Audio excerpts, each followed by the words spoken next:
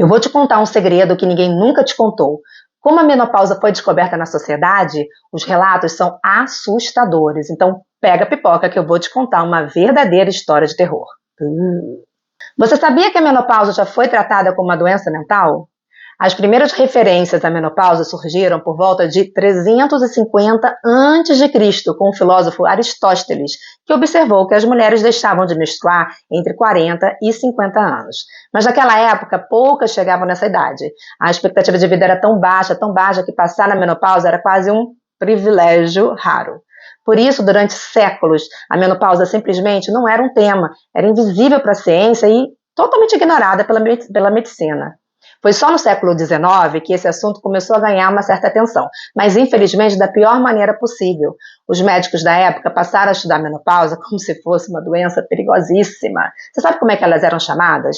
Inferno das mulheres, idade da decrepitude, morte ao sexo. E a coisa só piora. A menopausa foi associada a problemas de saúde como epilepsia e esquizofrenia.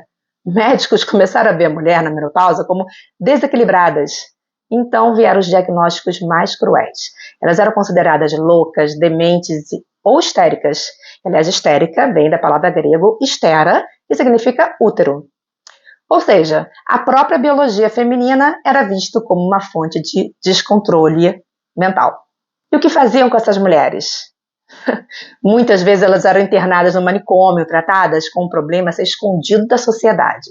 Outras, coitadas, passavam por procedimentos assustadores, como injeções vaginais de ópio, jato d'água, hipnose e até a remoção do útero e dos ovários, o que, ironicamente, agravava ainda mais os sintomas da menopausa. Uma verdadeira história de terror. E há relatos ainda que mulheres eram exorcizadas. Gente, exorcizavam as mulheres. Foi no século XX, há pouco tempo, quando as mulheres passaram a viver mais e conquistar direitos a voto, acesso à cultura, foi que a menopausa começou a ser tratada como um tema médico real. A descoberta do estrogênio em 1934 mudou o cenário, mas aí veio outro problema. A indústria farmacêutica transformou o hormônio em promessa de juventude eterna. A menopausa passou a ser tratada como uma deficiência hormonal, mas quem não se tratasse, quem não tomasse o estrogênio, era vista como castrada ou menos mulher. Chegou a se dizer que a mulher na menopausa se tornava o que eles falavam que era mais próximo do ser homem.